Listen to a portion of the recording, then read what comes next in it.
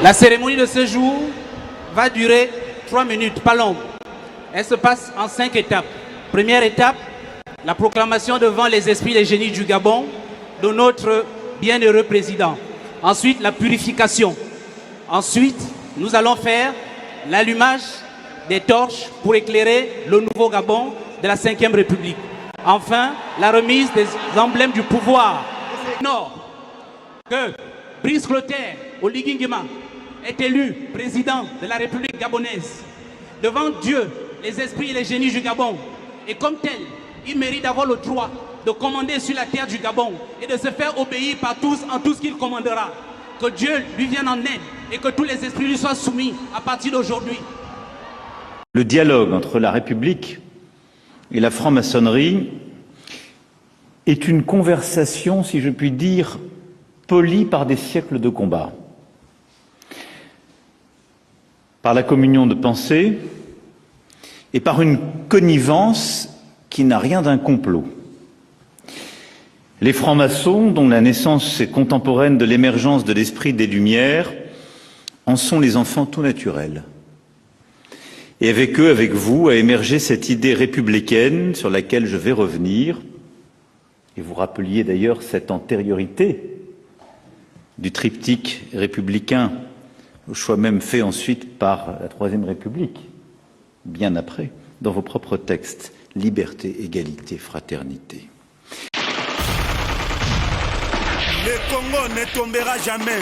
Vous êtes sur KTG News Monde, mesdames et messieurs, bonjour et bienvenue dans votre émission Sauvons l'Afrique qui a pour but de réveiller la conscience des peuples africains. Partout où vous avez eu l'occasion de nous suivre, nous vous disons un grand merci et abonnez-vous, activez la cloche de notification pour ne rien rater. Aujourd'hui, nous allons parler de l'investiture du président du Gabon.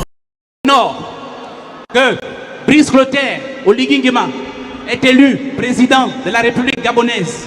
Devant Dieu, les esprits et les génies du Gabon. Et comme tel, il mérite d'avoir le droit de commander sur la terre du Gabon et de se faire obéir par tous en tout ce qu'il commandera. Que Dieu lui vienne en aide et que tous les esprits lui soient soumis à partir d'aujourd'hui.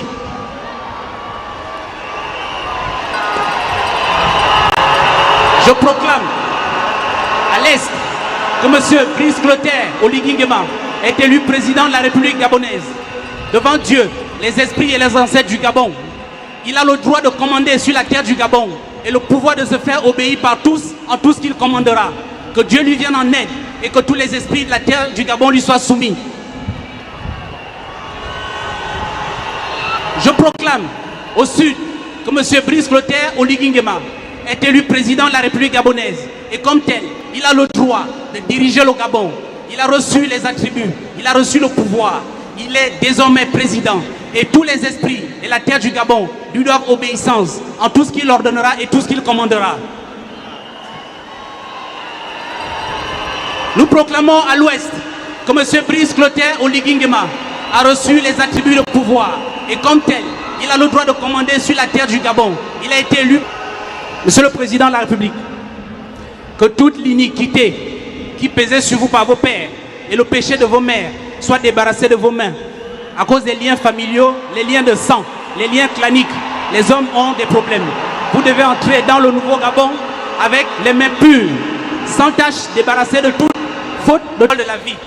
L'eau purifie, nettoie et sanctifie tout. Comme ce parfum, que vos mains soient désormais empreintes de gloire, d'honneur, de dignité et de puissance. Tout ce que vous allez toucher avec vos mains sera couronné de succès. Tout ce que vous allez faire réussira. Tout ce que vous allez faire sentira bon aux yeux de Dieu et des esprits. Tout ce que vous allez faire pour le Gabon sera une réussite.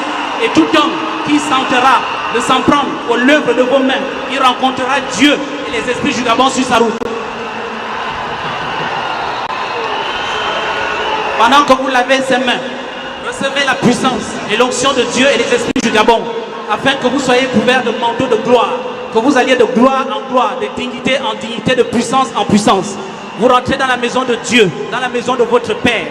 Un homme pur, sans tache, sans aucune anicroche. Un homme nouveau, un homme neuf, un homme choisi, un homme énergétique, un homme à qui les esprits donnent le pouvoir. Alors, nous allons beaucoup plus vous expliquer des pratiques ancestrales devant tous les présidents de l'Afrique entière qui étaient présents dans cette cérémonie.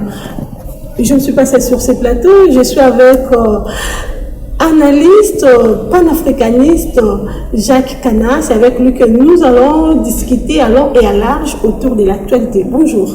Voilà, bonjour, la paix soit avec vous, c'est possible. Merci d'avoir accepté, j'allais dire, de nous inviter et de nous recevoir dans votre bureau. Merci beaucoup. Vous avez bien commenté ce que cette pratique a été passée devant le monde entier, devant tous les présidents africains. Alors, comment jugez-vous cette investiture du président du Gabon, Olingi? Voilà, on était tous connectés. Ce n'était pas seulement l'Europe qui était connectée, ce n'était pas seulement l'Asie qui était connectée, ce n'était pas seulement l'Afrique qui était connectée, mais même les esprits ancestrales. Tout le monde était connecté afin de suivre ce qui s'est passé au Gabon. Et c'est là, c'est vraiment un bon signe et un grand signe aussi. C'est pour la première fois en Afrique, voir même les jeunes gens, ceux qui sont en train de grandir actuellement. Et c'est pour la première fois de voir une chose pareille, de voir comment un président, avant de commencer son travail, il est en train d'honorer, d'accord, d'honorer les ancêtres, il est en train d'honorer la culture africaine. Il a accepté un peu de laisser les religionnistes et il s'est focalisé sur l'ancestralité. Donc c'est une très bonne chose par rapport à ce qui s'était passé au Gabon. Alors cette pratique était nécessaire? Voilà, moi je dirais était vraiment nécessaire, d'accord, était vraiment nécessaire parce que si on avait, ou soit le chef de l'État qui vient de commencer déjà son travail, il avait invité le pasteur. Non, je ne suis pas contre le pasteur. S'il avait invité le pasteur, s'il avait invité le musulman, s'il avait invité le bouddhiste, vous n'allez pas être contre ça. D'accord? Je crois que personne n'allait être surpris. Même vous d'abord, madame la journaliste, vous n'allez pas être surpris. Vous êtes surpris parce que vous avez vu comment il a essayé un peu d'élever l'ancestralité. C'est à cause de ça que vous êtes surpris. Donc c'est une bonne chose et c'est un honneur, je dirais, pour l'Afrique parce qu'il a essayé un peu de présenter, de démontrer la culture africaine. D'accord? Ce n'est pas, il n'y avait pas eu la sorcellerie à l'intérieur, c'était un grand signe afin d'élever encore les valeurs africaines. Il n'y a pas la sorcellerie? Non, il n'y a pas la sorcellerie. C'est quoi d'abord la sorcellerie? La sorcellerie, c'est quelque chose, je dirais, lorsque les Occidentaux, lorsque les Blancs sont venus ici en Afrique, ils nous ont présenté la Bible, ils nous ont présenté notre frère qui est Christ, Jésus, mais dit notre facette. Ils ont essayé un peu de changer la sorcellerie et de montrer les sorciers comme si les sorciers c'était de mauvaises personnes. Au début du siècle, pendant la levée du temps, les sorciers c'était pas de mauvaises personnes. Les sorciers c'était des personnes qui guérissaient les malades avec des pratiques des plantes, d'accord, et des eaux bénites, avec des pratiques du soleil. C'était comme ça. Et c'est Dieu. C'est Dieu qui avait donné à nos ancêtres cette sagesse-là et cette intelligence-là de faire des choses afin d'aider l'Afrique pour que l'Afrique puisse avancer. Donc, ce n'est pas une chose qu'on vous appelait de la sorcellerie parce que pendant que le Messie est en train de faire ses pratiques, vous avez bien entendu, il est en train de citer le nom de Dieu, les esprits ancestrales. Et Dieu vous garde. Il a présenté Dieu. Parce que Dieu est le maître des esprits. Ce n'est pas de la sorcellerie à l'intérieur. Et alors, pourquoi s'est-on appelé les esprits de l'Est et de l'Ouest qui obéissent sur le président Olingi? Voilà. Dans chaque coin du monde, il existe des tables rondes. Et puisqu'il existe des tables rondes, c'est-à-dire dans chaque coin du monde, il y a 4 coins du monde. Et il y a des géants, il y a des esprits que Dieu a placés, les esprits-là obéissent à ceux qui sont en terme avec Dieu. Pour dominer une partie de la terre, ou pour dominer une partie d'un pays, il faut être en communion avec les 4 esprits de la terre. Les 4 esprits du coin de la terre. D'accord? Parce qu'il citait le nom de Dieu. Le Dieu là, qui vous a investi, qui vous a donné l'autorité, il a aussi des esprits. Dieu vous a donné l'autorité et vous allez présenter cette autorité-là devant les 4 esprits des 4 coins cardinaux.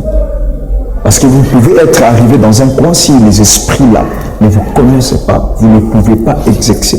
Voilà pourquoi vous remarquerez, il y a certains endroits où quand un chef de l'État arrive, qu'est-ce qui se passe? D'accord? Le chef d'État, il est hurlé, il est chassé, il est humilié. Pourquoi? Parce qu'il n'est pas maître des esprits de cet endroit-là. Voilà pourquoi il a parlé, vous le savez même, qu'il y a 4 puissances. Il y a 4 puissances naturelles. Il y a 4 puissances naturelles. Il y a l'eau, il y a le vent, il y a la terre et il y a le feu. Alors, pourquoi ils ont choisi seulement la journée pour faire cette cérémonie au lieu de le faire la nuit pendant que les gens dorment? Voilà, moi aussi quand j'ai regardé, j'ai regardé la cérémonie, je me suis dit, faire une pratique ancestrale pendant la journée, ce n'est pas honorer les esprits. D'accord? Ce qui est spirituel. Donc, ils devraient le faire pendant la nuit, ma soeur. Voilà. Ce qui est spirituel ou ce qui a une grande envergure, il demande de ne pas être vu par tout le monde. D'accord? Parce que la spiritualité, c'est quelque chose qui est secret. On ne peut pas démontrer ça aux yeux de tous comme ça. Ça devrait se passer pendant la nuit ou dans le secret. Et c'est comme ça que tous les rois, voire même dans l'histoire, sont investis. C'est dans le secret comme ça que la spiritualité trouve. C'est-à-dire que vous êtes sa contre force. cette Non, dire que je suis contre, là je ne dirais pas comme ça. Je ne dirais pas que je suis contre. Bon, je suis pour, mais pas à 100%. D'accord? Premièrement, moi je dirais personnellement, ils ont voulu démontrer aux yeux du monde que l'Afrique a commencé à récupérer ses valeurs, à récupérer sa route. Il voulait démontrer aux yeux de tout le monde que le président Olingi a été choisi même par les esprits, par nos ancêtres. D'accord? Donc le faire aussi pendant la journée, je suis d'accord, mais pas à 100%. Mais ça devrait être pendant la nuit, là où tous les esprits sont disponibles. Alors, la purification, voilà. Symbole de fée, c'est aussi la domination, ça fait partie. Voilà, ils ont fait plusieurs pratiques à l'intérieur. Parmi les pratiques, il y avait aussi une pratique de la purification des mains. Il y a la purification des mains, ils ont pris de l'eau. Vous savez, avant comment il a pris le pouvoir, là il faut savoir d'abord comment il a pris le pouvoir. Il a pris le pouvoir par un coup d'État. Donc pendant ces coups d'État-là, il y avait eu des morts. Il y avait des morts, donc certainement, ces mains ne sont pas pures. Et il n'était pas. Voilà. Il n'était pas. Il ne voulait pas conduire le peuple gabonais et gabonaise sans pourtant être purifié. Parce que pendant la purification, il y a 2 choses qui s'est passées.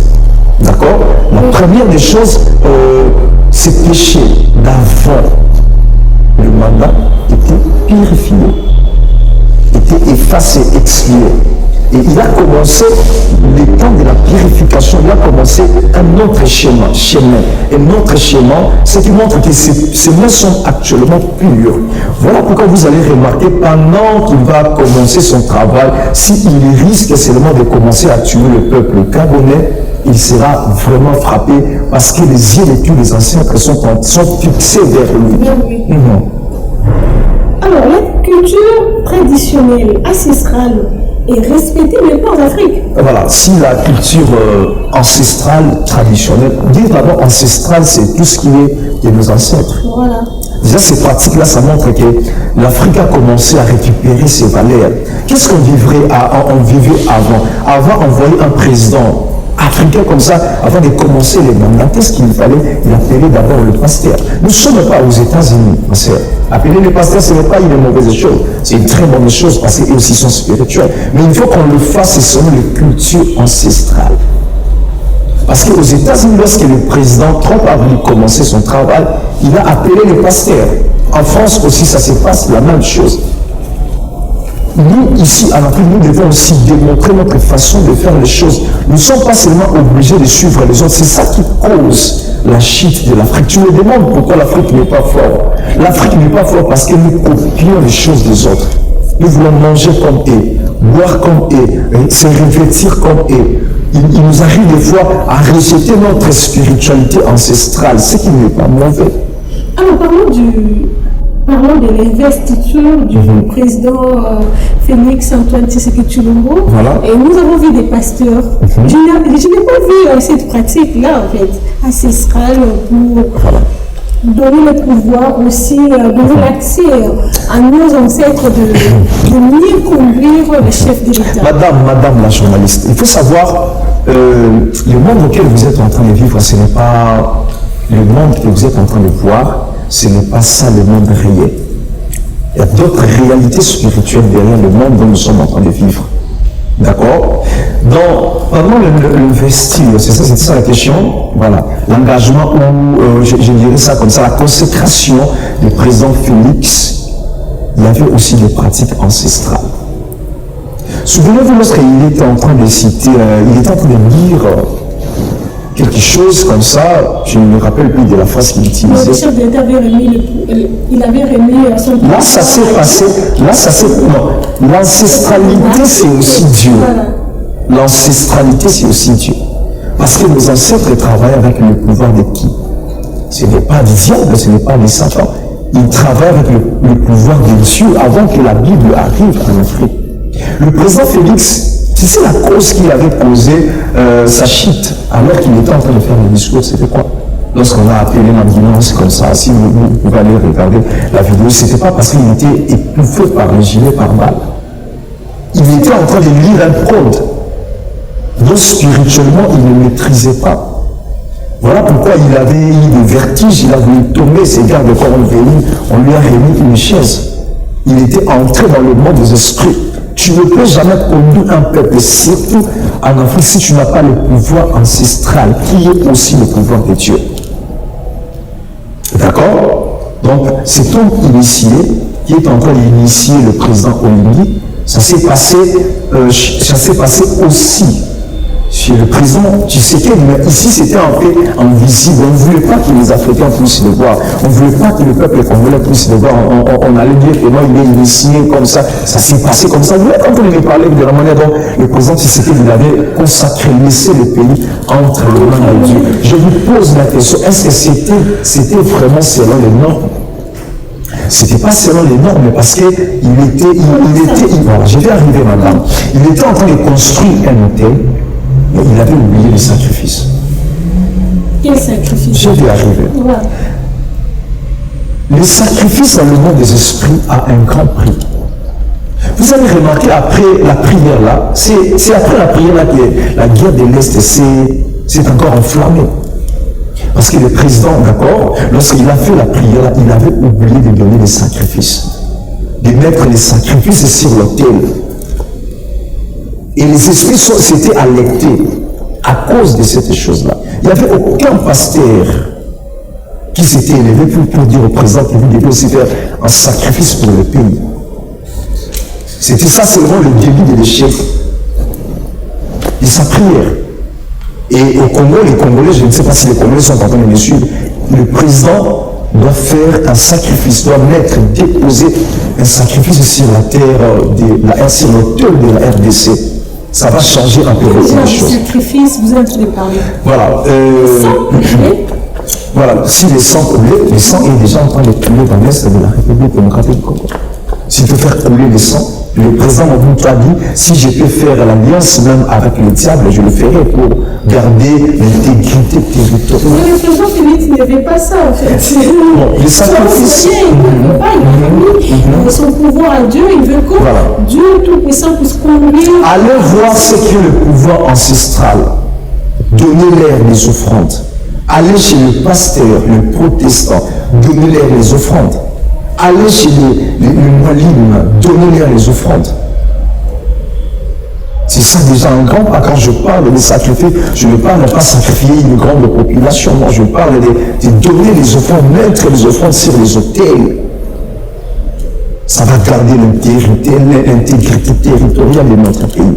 Alors, parlons du discours du président Emmanuel Macron devant la Grande Loge de France.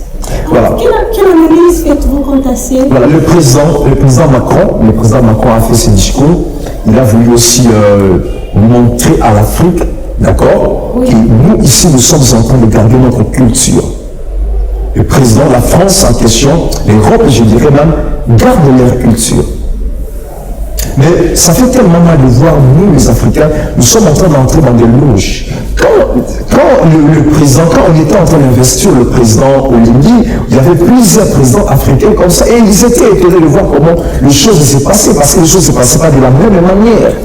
Les choses se passaient différemment.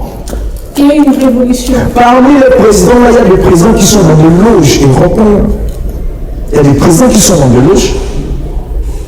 Donc, il est temps que l'Afrique doit retourner à ses pouvoirs ancestrales. Quand je parle de pouvoir ancestral, je parle de cette vision que Dieu avait donnée à nos ancêtres. Avant que la Bible soit arrivée, le pouvoir, l'autorité, avant que la Bible arrive en Afrique, il faut que l'Afrique récupère ses pouvoirs et son autorité. Parce qu'aujourd'hui, l'homme est considéré comme homme faible. Il faut d'abord chercher la cause. Dominé par les Occidentaux. Je ne dirais pas seulement dominé par les Occidentaux, je dirais dominé par l'homme blanc, dominé par la peau blanche, par les rouges, la Chine, dominé par la Russie. Pourquoi nous sommes en train de négliger notre spiritualité? Nous avons oublié ce qui fait notre force. L'Afrique aujourd'hui a perdu ses valeurs à cause de la spiritualité. Il a oublié la spiritualité. Moi, d'abord, je t'avais dit, madame, d'accord, dans l'émission précédente, je t'avais dit, madame, que quand je parle de la spiritualité, je ne suis pas en train de négliger la Bible, non plus négliger Jésus. Parce que Jésus est notre frère. Il était un Africain, il était notre frère noir. D'accord? Récupérer le pouvoir ancestral, c'est aussi de croire à Jésus-Christ comme notre frère noir, notre frère africain. Alors, que direz-vous aux dirigeants là qui sont toujours là dans des loges? C'est à cause de ça que l'Afrique n'évoluera jamais. Ils doivent quitter? Oui. Quand vous êtes dans ces choses-là, sachez que ces gens-là seront toujours... Voilà. Quand vous êtes dans ces choses-là, sachez que ces gens-là seront toujours en train de vous dominer parce que vous êtes en train d'utiliser les pratiques étrangères. D'accord? Leurs pratiques, ce sont des pratiques étrangères. Ils seront toujours en train de vous dominer. Ils seront toujours en train de vous demander des comptes. Faites ceci et nous allons vous accorder cela. Prends cette chemin et nous serons en train de vous protéger. Et c'est ça déjà la cause, c'est ça là où l'Afrique a commencé à échouer. Et toutes ces personnes, ceux qui sont contre les impérialismes, ceux qui sont contre ces pratiques-là, ces loges-là, ces gens-là sont combattus par la France, sont combattus par l'Europe. Et voilà pourquoi il y avait eu la mort la mort des Lumumba. D'accord? Voilà pourquoi il y avait eu la mort de Kadhafi. Et aujourd'hui, on est en train de chercher la mort d'Assimi Goïta, d'Ibrahim Traoré, excusez-moi. Pourquoi? Parce que ces gens-là sont contre les intérêts de la France, sont contre leur spiritualité aussi. Le Gabon, c'est le Wakanda, la terre de la pâteur noire. Tout cela s'est passé dans la ville d'Akanda. Vous voyez? Et alors, un mot pour le président Olingi. Voilà, je dirais au président, sachez que pendant votre investissement, vous avez alerté les esprits de Gabon. Vous avez alerté des grands esprits et les yeux de tous les esprits sont fixés vers vous. Évitez les sangs du peuple gabonais et gabonaises. Servez le pays avec tout cœur parce qu'actuellement, le Gabon est en train de compter sur vous. Les Gabons croient que vous pouvez faire quelque chose. Les Gabons croient que vous pouvez ajouter quelque chose pour le changement du Gabon. Une fois que vous serez en train de faire les choses contraires, le paix que vous avez tenu entre vos mains, ça va retourner contre vous. Une fois que vous serez en train de faire les choses contraires, vous ne serez plus là disponible pour éliminer les Gabons, mais le fait que vous avez tenu entre vos mains, ça va vous briller. Servez le pays avec tout cœur et le pouvoir ancestral, les esprits des dieux de la terre, les esprits des dieux des eaux de la mer seront en train de vous protéger. Alors je dirais au président Olingi de marcher dans la loyauté et afin de respecter le peuple gabonais. Que Dieu vous bénisse abondamment, que Dieu bénisse aussi les Gabons. Nous sommes avec vous, on est ensemble, nous voulons l'évolution de l'Afrique, la région pour laquelle nous sommes en train de combattre comme ça l'impérialisme en Afrique. Et je tiens à dire un grand merci à tous nos téléspectateurs. Autant plus, restez toujours branchés sur KTG News Monde pour suivre nos différentes vidéos et les commenter, partager. N'oubliez pas d'activer la cloche de notification pour ne rien rater. On se retrouve comme ça à la prochaine. Merci, frère Jacques Cana. Voilà, merci beaucoup, madame. Le Congo ne tombera jamais.